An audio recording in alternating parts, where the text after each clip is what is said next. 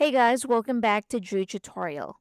In today's video, I'm going to show you how to download images from ChatGPT. If you've generated an image in ChatGPT and want to save it to your device, here's how. So open ChatGPT and sign into your account. Next, once signed in, open the conversation containing the image.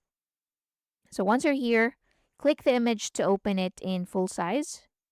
Next, click the download button, usually in the top right corner, or you can also right click the image and select Save Image As if available. So click on that and then rename the file and it will be saved to your computer. Or you can also click the download icon in the top right corner. So after you click that, it will be downloaded to your computer. You can rename it and upload it anywhere.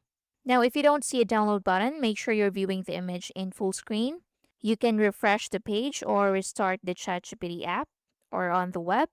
Now, another thing you can do is to go to the left side and click Library.